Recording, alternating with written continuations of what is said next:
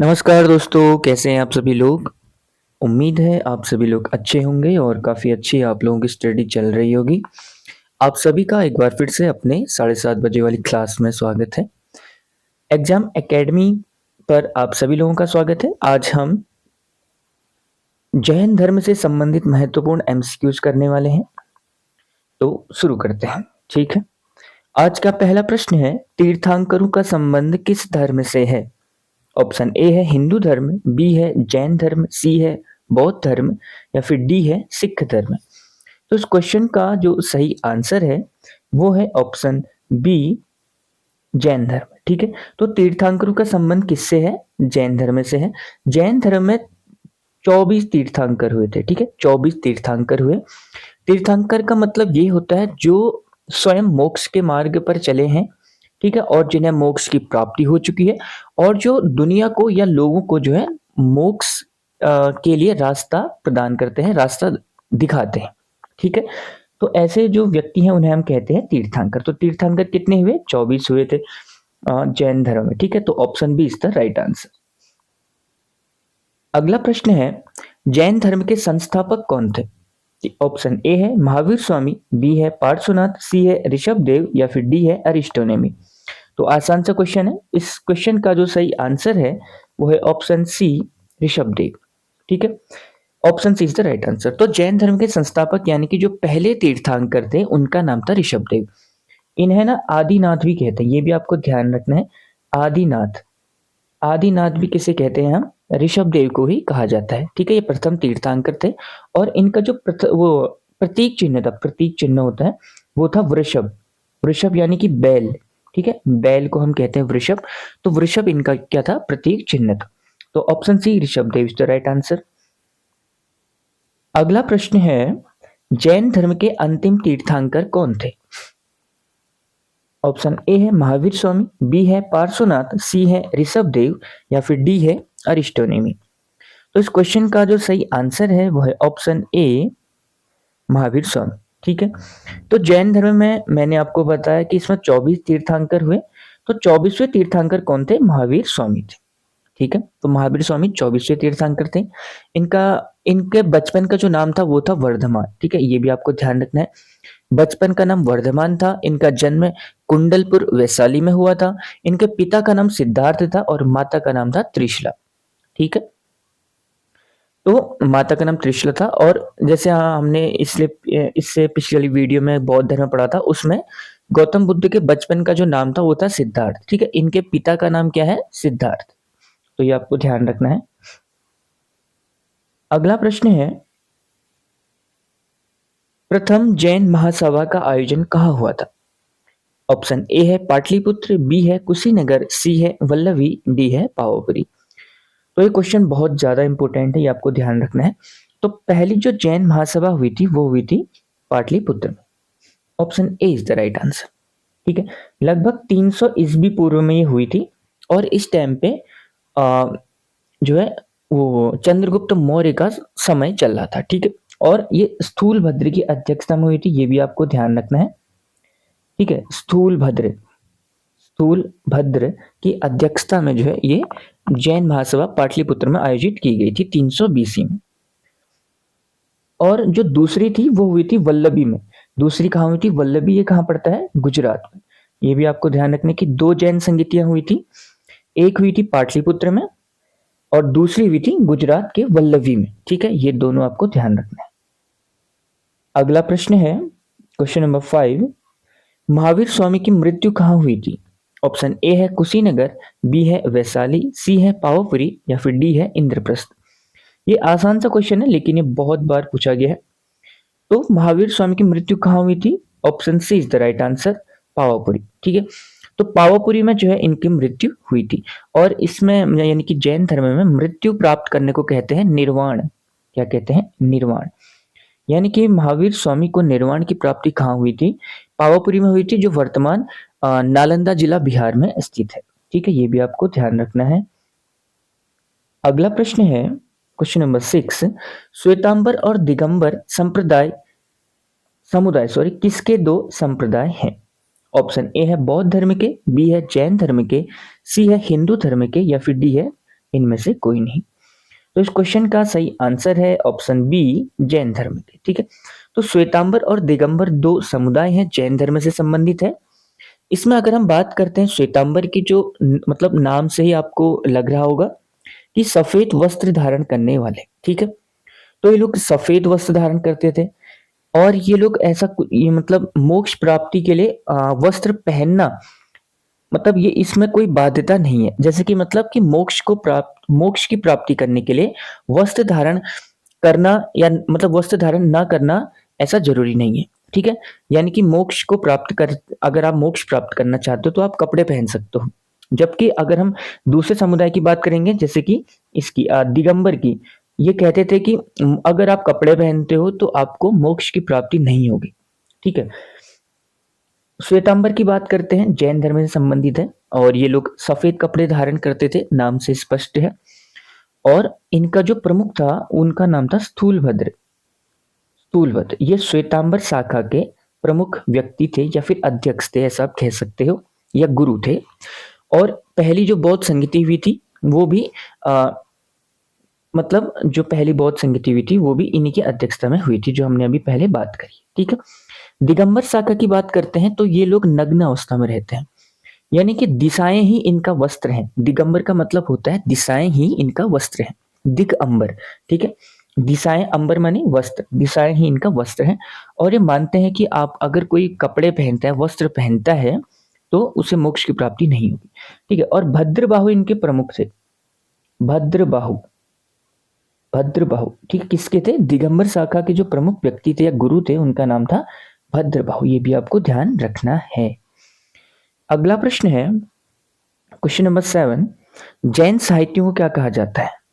Option A है आगम, B है वेद, सी है त्रिपिटक या फिर डी है आरण्य। तो जैन साहित्यों को क्या कहा जाता है? सही आंसर है ऑप्शन ए, आगम। ठीक है, option A is the right answer. तो जैन साहित्य हम आगम कहते हैं, ये क्वेश्चन बहुत बार पूछा गया, बहुत ज्यादा बार पूछा गया। ठीक है, ये आपको ध्यान रखना है कि जैन साहित्य को आगम कहते हैं। अगला प्रश्न है क्वेश्चन नंबर 8, जैन धर्म का सबसे महत्वपूर्ण आधारभूत सिद्धांत क्या है? ऑप्शन ए है कर्म, बी है अहिंसा, सी है ज्ञान, डी है ईश्वर। तो इस क्वेश्चन का जो सही आंसर है वो है ऑप्शन बी, अहिंसा। ठीक है, तो जैन धर्म का सबसे महत्वपूर्ण आधारभूत सिद्धांत क्या है? अहिंसा। मतलब कि अगर आप जैन धर्म को मानते हो तो अहिंसा का मतलब हत्या ही नहीं है केवल। हत्या तो मतलब बहुत बड़ी बात होगी हत्या करना, लेकिन अगर अगर आप किसी से अपने मन में भी आप किसी के लिए गलत सोच रहे हैं तो वो भी हिंसा है। ठीक है, तो ये मतलब इसमें ये लोग कहते थे कि अहिंसा का मतलब केवल हत्या करना नहीं है।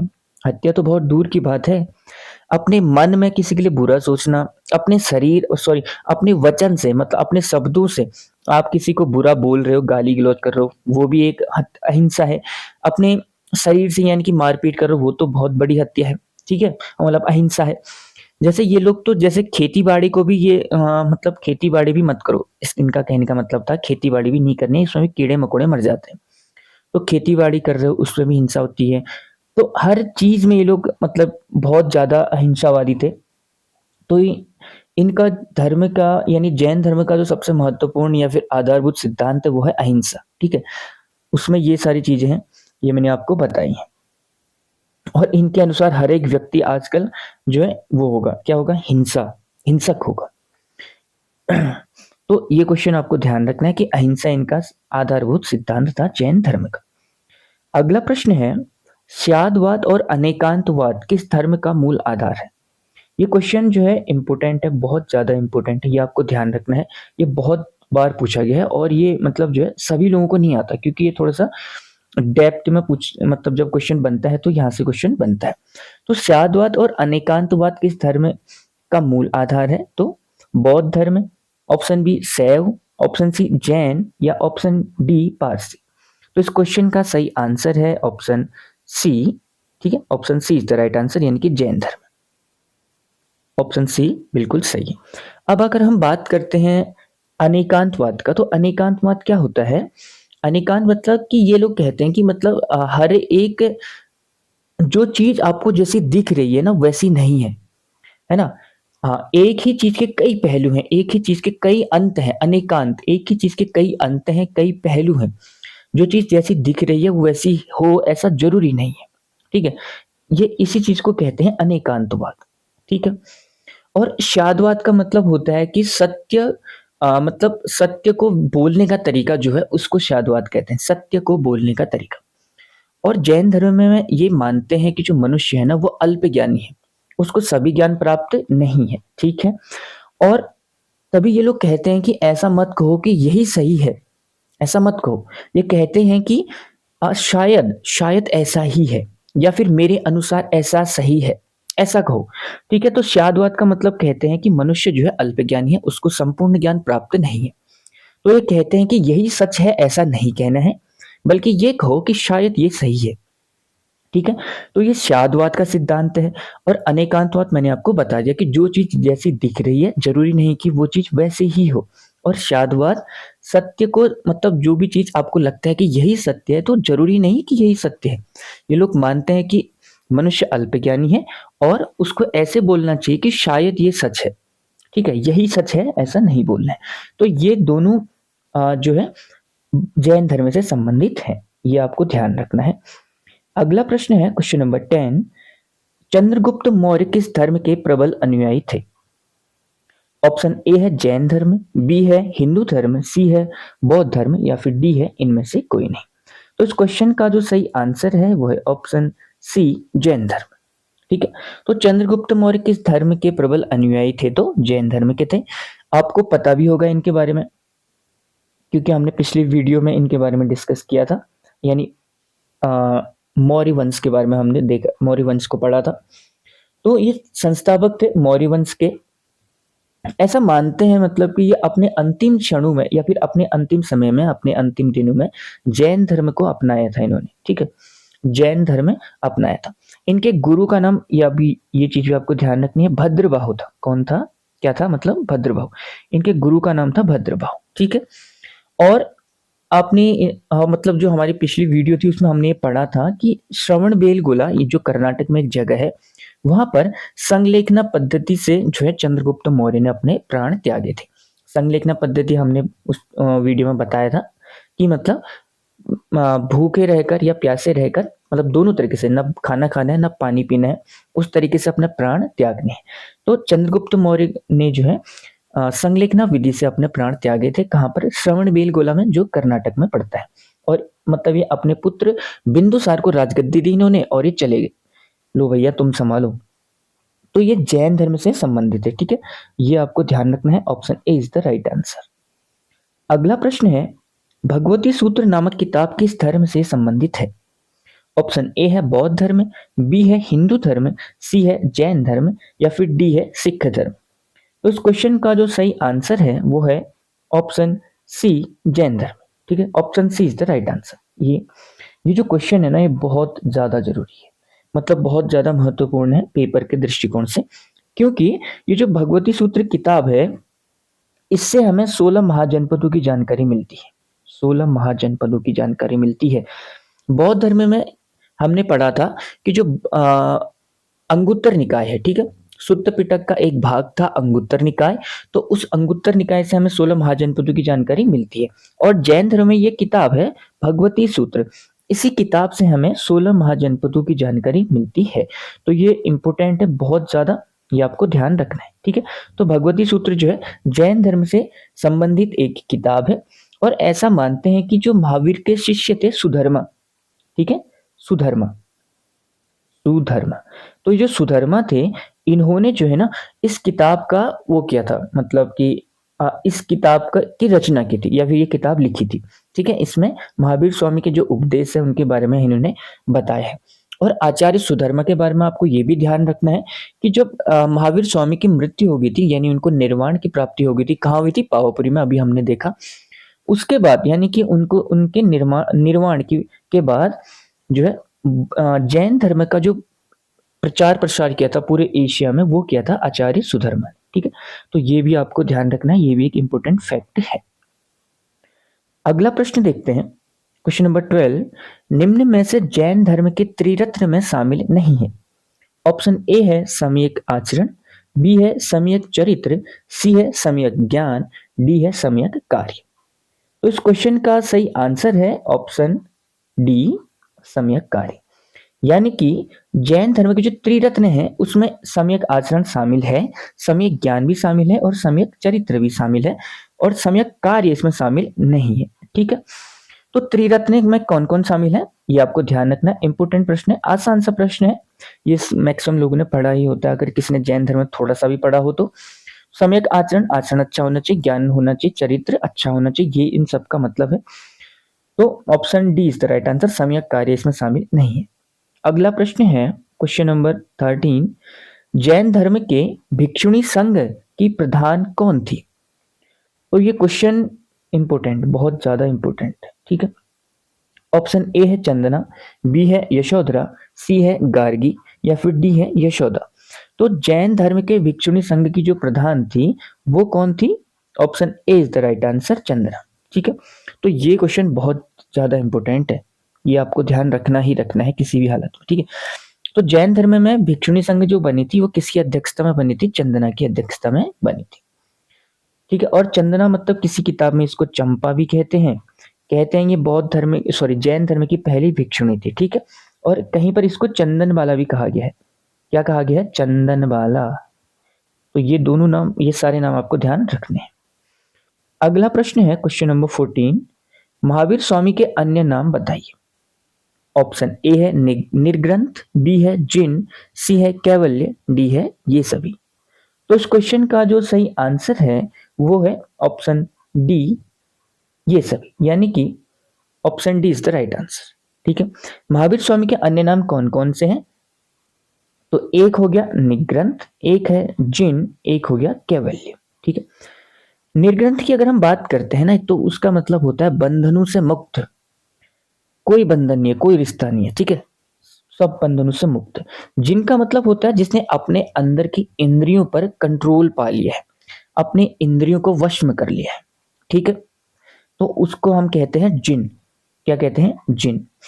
मतलब जैसे कि ना किसी मतलब ना ना पैसा चाहिए, ना कोई वस्त्र चाहिए, ना कोई चीज चाहिए, ना गुस्सा ही आ रहा है, ना कोई मोह माया है, ना किसी के प्रति, ना किसी मतलब किसी के प्रति द्वेष भावना है, ना कुछ चाहिए, लोभी भी नहीं है, सब खत्म। ठीक है, तो उसे कहते हैं जिन। निर्ग्रंथ मतलब बंधनों से मुक्त, कोई बंधन ही नहीं है। कैवल्य का मतलब होता है जिसने सब कुछ जान लिया हो, सर्वज्ञ, पूर्ण ज्ञान प्राप्त कर लिया हो, उनको कहते हैं कैवल्य। ठीक है, तो महावीर स्वामी को जिन भी कहा जाता है, महावीर स्वामी को हम जिन भी कहते हैं, कैवल्य भी कहते हैं, और निर्ग्रंथ भी इन्हीं को कहा गया है। ठीक है, तो option D is the right answer, ये सभी नाम महावीर स्वामी के हैं। अगला प्रश्न है, दिलवाड़ा मंदिर किस धर्म से संबंधित है? ये क्वेश्चन भी आपको ध्यान रखना है, बहुत इंपॉर्टेंट प्रश्न है। तो दिलवाड़ा मंदिर किस धर्म से संबंधित है? ऑप्शन ए है बौद्ध, बी है हिंदू धर्म, सी है जैन धर्म, या फिर डी है सिख धर्म। तो इस क्वेश्चन का जो सही आंसर है वो है ऑप्शन सी, जैन धर्म। ठीक है, तो दिलवाड़ा मंदिर जो है ना ये कहाँ पड़ता है? ये पड़ता है राजस्थान में। राजस्थान में माउंट आबू, ये नाम तो आपने सुना ही होगा, अरावली पर है माउंट आबू। यहाँ पर जो है दिलवाड़ा मंदिर है, ये जैन धर्म से संबंधित है। और ये जो दिलवाड़ा मंदिर है ना, इनके बारे में एक प्रश्न ये बहुत पूछा जाता है कि ये किसने बनाए थे? तो ये चालुक्य शासकों के द्वारा बनाए गए थे। किसके द्वारा? चालुक्य शासक। ठीक है, इसमें कुछ लोगों का नाम आता है जैसे कि तेजपाल है ना, वास्तुपाल, इन सब का नाम आता है। तो मेनली चालुक्य शासकों के द्वारा बनाया गया था, ये आपको ध्यान रखना है। और ये जो दिलवाड़ा मंदिर है ना, इसमें एक मंदिर देवरानी जिठानी भी है। देवरानी जिठानी, ये इंपोर्टेंट नहीं है, बस ऐसे ही बता रहा हूँ, देवरानी जिठानी। तो एक ऐसा भी मतलब एक मंदिर है यहाँ पर देवरानी जिठानी नाम से। कहाँ पर? ये दिलवाड़ा जैन मंदिरों में ही एक मंदिर ये भी है। अगला प्रश्न देखते हैं, क्वेश्चन नंबर 16, निम्न में से जैन धर्म के महाव्रत हैं। ऑप्शन ए है अस्तेय, बी है अहिंसा, सी है अपरिग्रह, या फिर डी है ये सभी। तो इस क्वेश्चन का जो सही आंसर है वो है ऑप्शन डी, ये सभी। Option D is the right answer. ये क्वेश्चन मतलब बहुत बार पूछा गया है, मतलब ऐसा है कि इसे हम आसान क्वेश्चन इसलिए कहते हैं क्योंकि ये बहुत बार पूछा गया है, ठीक है, लेकिन इसकी संभावना रहती है कि अगर जैन धर्म से प्रश्न आए तो यहाँ से प्रश्न बन सकता है, ठीक है। तो महाव्रत जो है कितने हैं जैन धर्म में? टोटल है 5। कितने हैं? 5।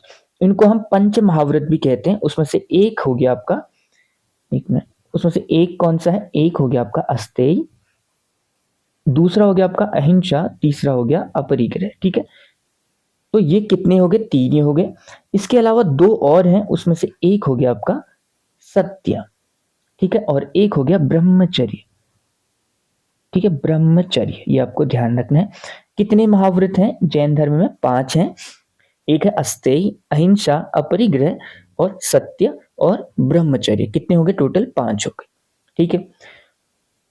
तो ये क्वेश्चन आपको ध्यान रखना है। अगर हम बात करते हैं इसमें अस्तेय की, ठीक है, अस्तेय, अस्तेय क्या होता है? अस्तेय का मतलब होता है कि ना, जब तक कोई व्यक्ति आपको कोई चीज ना दे दे उस चीज को स्वीकार नहीं करना है। यानी कि इसका शाब्दिक अर्थ अगर आप कहो तो चोरी ना करना, ठीक है, चोरी नहीं करनी है, उसका अस्तेय मतलब होता है चोरी नहीं करनी। अहिंसा, इसका मतलब इस पर तो हम डिस्कस कर ही चुके हैं कि भैया किसी चीज को नहीं मारना है, खेती भी नहीं करना है, कीड़े मकोड़े मर जाएंगे, कुछ भी नहीं करना है, ठीक है, कुछ मारना ही नहीं है। मतलब नहाना धोने में भी ये लोग कहते थे कि कुछ जो सूक्ष्म जीव मर जाते हैं, ठीक है। तो हर जगह ये मतलब इनके हिसाब से आज का प्रत्येक आदमी हिंसक है। तो अहिंसा जैन धर्म का सबसे मुख्य आधार है, सबसे मुख्य मंत्र कि अहिंसा मतलब कि कुछ भी ना मरे, कुछ भी नहीं, ठीक है, ना गलती से ना कैसे भी नहीं। तो ये अहिंसा होगी। तीसरा है इसमें अपरिग्रह। अपरिग्रह का मतलब होता है कि धन धन का या फिर किसी अन्य वस्तु का संग्रह न करना। मतलब कि आवश्यकता से अधिक कोई चीज नहीं चाहिए, शाम के लिए रोटियां बहुत है, कल के लिए कल देखेंगे, ठीक है। अपरिग्रह मतलब किसी भी चीज का संग्रह नहीं करना है। और उसके अलावा चौथा हो गया सत्य। सत्य का मतलब हमेशा सच्चा बोलना है, हमेशा कल्याणकारी बोलना है, सत्य बोलना है। अगला था इसमें ब्रह्मचर्य। ब्रह्मचर्य का मतलब आपको पता ही होगा। ब्रह्मचर्य मतलब हो गया अपने शरीर को, मन को पवित्र रखना, ठीक है, पवित्र रखना, अपने अंदर की भावनाओं को कंट्रोल करना या फिर उनको त्याग देना, ठीक है। तो उसमें से ना अगर हम बात करते हैं इसकी, किसकी? अस्तेय, अहिंसा, अपरिग्रह और एक आता है सत्य, सत्य, ठीक है। तो ये जो 4 थे, ठीक है, कौन कौन से हो गए? एक हो गया आपका अस्तेय, एक हो गया अपरिग्रह, सॉरी अहिंसा, एक हो गया अपरिग्रह और एक हो गया सत्य। तो ये 4 जो थे ना, ये 4 किसने बताए थे? ये 4 जो नियम थे, ये महाव्रत का मतलब होता है कि मतलब एक तरीके से आत्म शुद्धि या मोक्ष प्राप्ति के सिद्धांत या नियम, इनको कहते हैं महाव्रत, ठीक है। तो ये 4 जो थे ना, अहिंसा, अपरिग्रह, अस्तेय और सत्य, ये किसने दिए थे? पार्श्वनाथ ने। पार्श्वनाथ, ये आपको ध्यान रखना है, ये पूछा जाता है, पार्श्वनाथ, ठीक है। पार्श्वनाथ जो थे ना, जैन धर्म के 23वें नंबर के तीर्थंकर थे, यानी सेकंड लास्ट। कौन से थे? 23वें नंबर के। इनका नाम था पार्श्वनाथ, ठीक है, ये आपको ध्यान रखना है। और इसमें जो 5वां जोड़ा था वो था ब्रह्मचर्य। ब्रह्मचर्य, ठीक है। तो जो ये ब्रह्मचर्य था ना, ये था 5वां। और ये किसने जोड़ा था? ये जोड़ा था महावीर स्वामी ने। महावीर स्वामी ने, ठीक है, स्वामी। तो ये क्वेश्चन भी आपको ध्यान रखना है, बहुत ज्यादा इंपॉर्टेंट है। तो दोस्तों ये थी आज की क्लास। उम्मीद है क्लास से आपने कुछ ना कुछ सीखा होगा। तो अगर आपको ये क्लास अच्छी लगी है तो इसे लाइक करें, शेयर करें और चैनल को सब्सक्राइब करें। Thank you so much.